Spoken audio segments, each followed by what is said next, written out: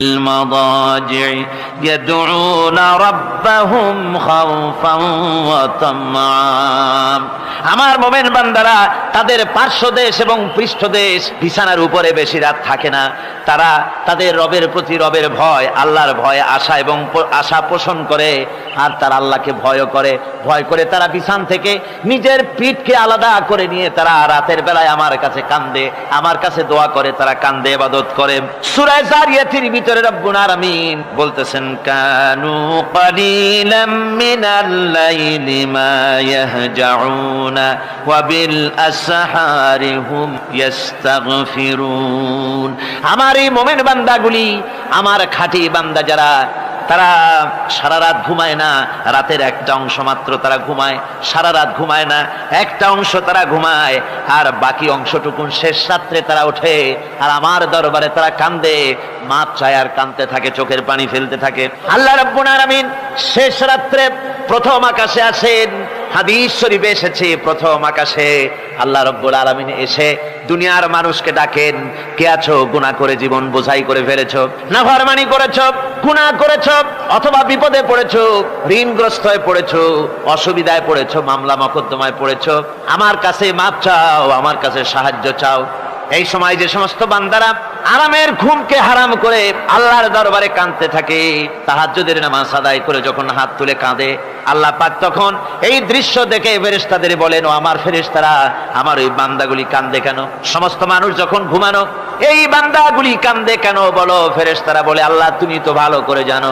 ফেরেশতারা বলে, আল্লাহ পাক বলবেন, তবুও তোমাদের মুখ থেকে শুনতে চাই।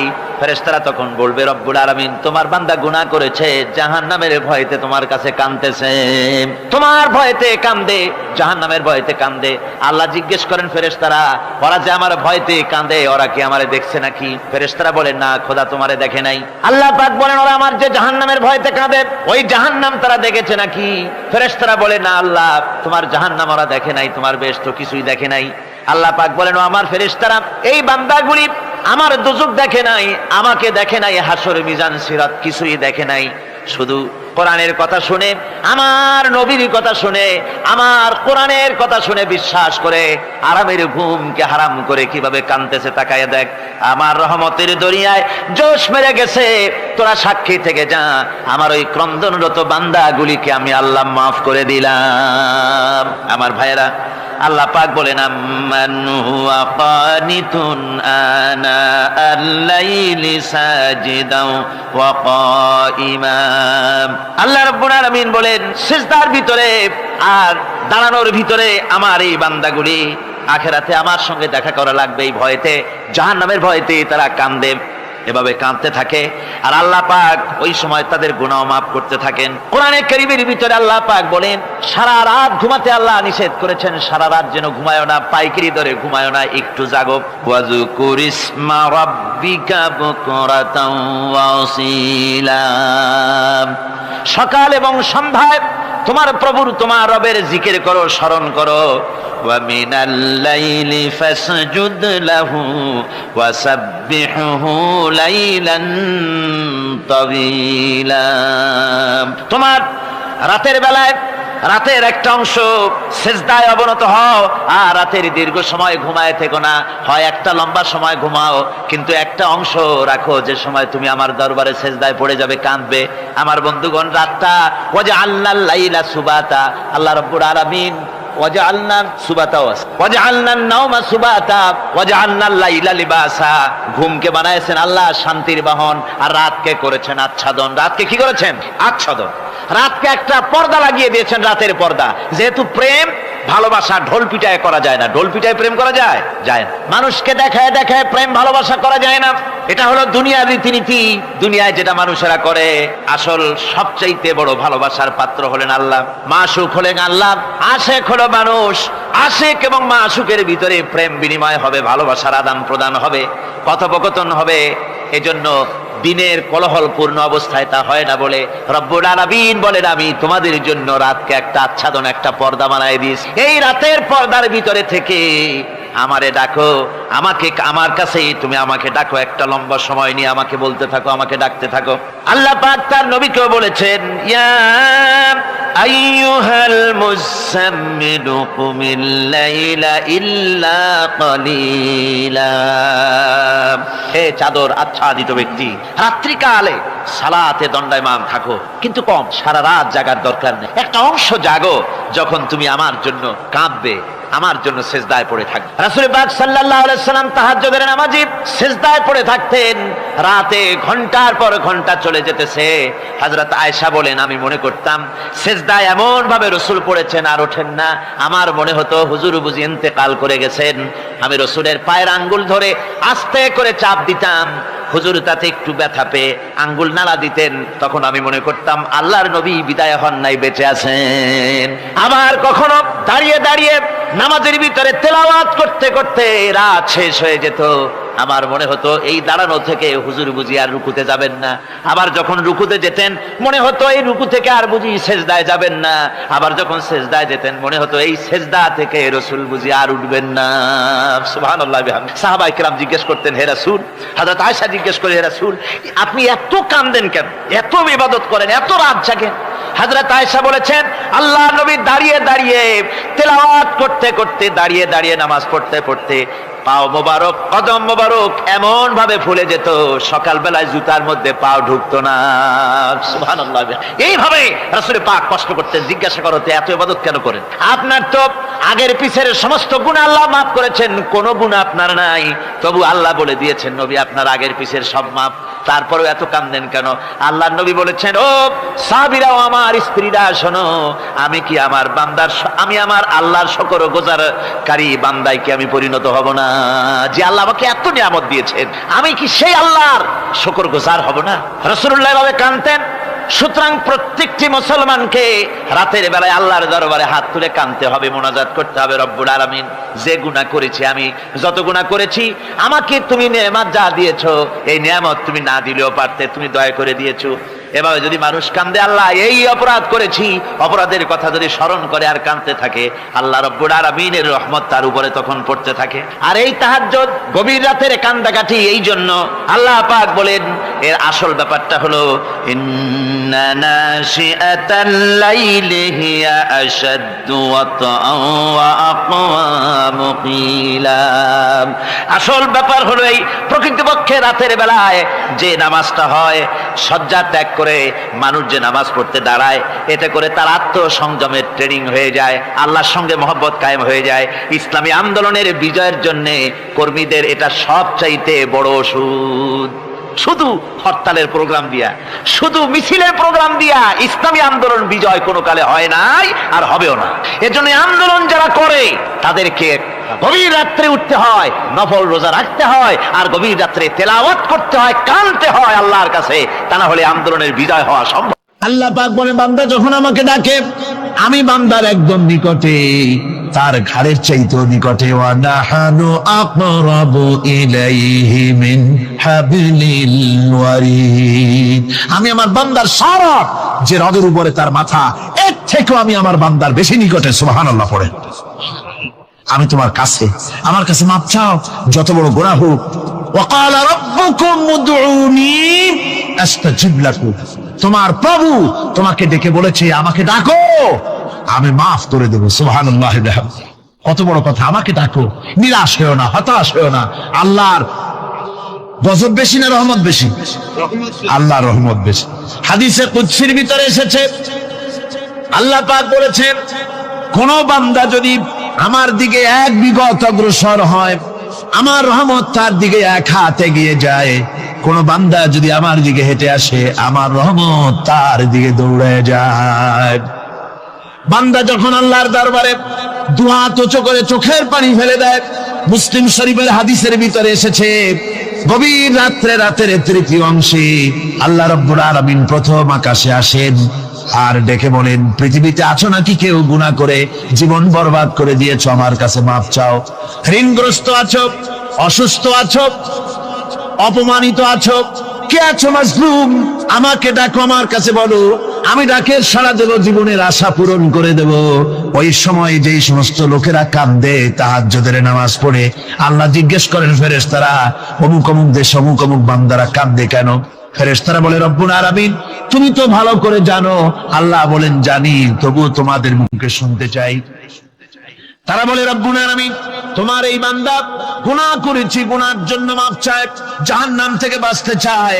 আল্লাহ পাক বলেন, ফেরেশতারা আমার এই বান্দারা আমারে দেখেছে নাকি? বলে দেখে নাই। বলে আমার দোজখ দেখেছে নাকি? বলে না, তাও দেখে নাই। আমার বেহেশত দেখেছে নাকি? বলে না, তাও দেখে নাই। আল্লাহ পাক বলেন, ফেরেশতারা সাক্ষী থাকো, ওরা আমাকে দেখে নাই, আমার বেহেশত দোজখ কিছুই দেখে নাই, শুধুমাত্র আমার নবীর কথা, আমার কোরআনের কথা বিশ্বাস করে আরামের ঘুমকে হারাম করে যেভাবে তারা কাঁদতেছে, সাক্ষী থেকে যাও ফেরেশতারা, আমার রহমতের দরিয়ায় জোশ মেরেছে, আমার ওই ক্রন্দনরত বান্দাগুলিকে আমি আল্লাহ মাফ করে দিলাম।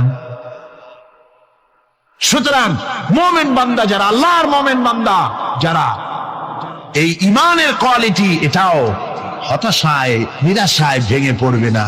গুনাহ তো মানুষই করে, গুনাহ হয়ে গেছে, মাপ চাও। তোমার গুনাহ কদ্দুর? তোমার গুনাহ যদি হয় পাহাড় সমান, আল্লাহর রহমত আকাশ সমান। জাহান্নামের কঠিন শাস্তি থেকে বাঁচতে হলে আল্লাহর প্রতি ঈমান আনতে হবে। আর ঈমান আনলে যে কোয়ালিটিগুলি হওয়া উচিত, সেগুলি আমি আপনাদের সামনে আলোচনা করছি। এরপর আরেকটি কোয়ালিটি হবে মুমিনের, তা হলো কঠোর কঠিন বিপদে অবিচল থাকবে, বিপদে ভেঙে পড়বে না। বিপদ আপদ, শত্রুতা, ক্ষয় ক্ষতি যা কিছু হয় সবই আল্লাহর পক্ষ থেকে, এটা মেনে নিতে হবে এবং ধৈর্য ধারণ করতে হবে। বিপদ মুসিবত শুধু উম্মতের জন্য নয়, দুনিয়ার সমস্ত নবীদের বিপদ এসেছে, হয় নাই? নবীদের বিপদ আসে নাই? কোরআনে কারীম থেকে শুনুন, আল্লাহ রাব্বুল আলামিন বলেন, ওয়াকাযালিকা জাআলনা লিকুল্লি নাবিয়্যিন আদুওয়াম মিনাল মুজরিমিন। আল্লাহ পাক বলেন, এমনি করে আমি সকল নবীদের শত্রু বানিয়ে দিয়েছি সব পাপিষ্ঠ আর অপরাধ প্রবণ লোকদেরকে। প্রত্যেক যুগে নবীদের শত্রু ছিল, প্রত্যেক যুগে নবীদের কি ছিল? শত্রু ছিল। সে শত্রু কারা ছিল? আল্লাহ পাক বলছেন, নবীদের শত্রু ছিল পাপিষ্ঠ আর অপরাধ প্রবণ লোক, এরাই ছিল নবীদের দুশমন।